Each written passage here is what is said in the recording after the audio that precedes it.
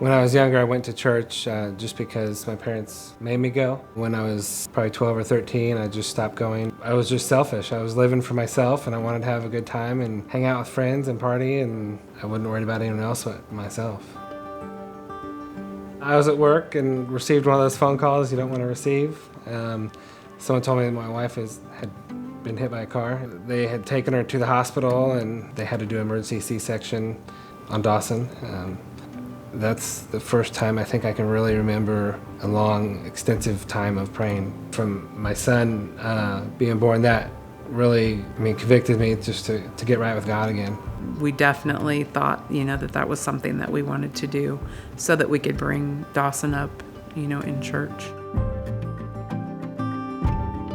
We were at a funeral. Clint was there, and he just said, "Hey, you should come check out our church. We have a great band." I'm like, okay. I grew up in a Presbyterian church, used to the choir thing, and we're like, okay, we've been meaning to get back into church anyway. The very first service we went to, I went forward, and that's the first time I had ever committed my life. I just knew that I just felt the Lord telling me to go forward and to reconnect with Him, and I knew I needed something more in my life.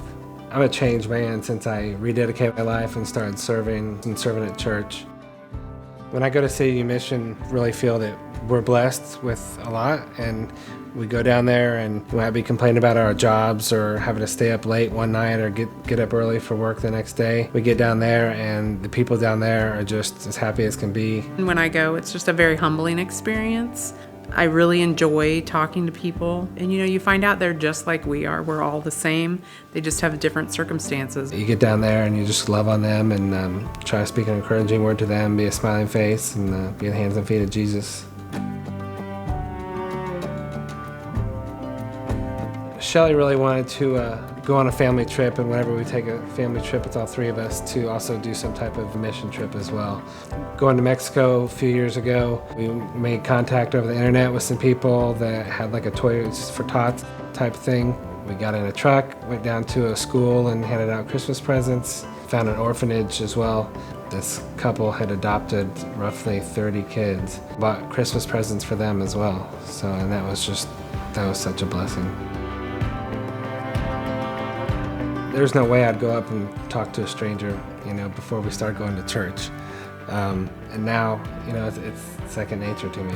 I've met people here at home. I've met people in other countries that I would have never met if I didn't have those experiences. We're all called to serve, and we all have different talents. God gives us, what we can handle, and He gives us the talents for a certain reason, and we're all given a mission.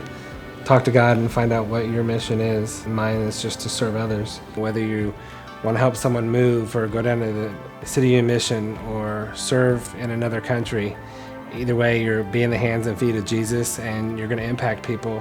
There's nothing too small or too big that God can't do in and through you.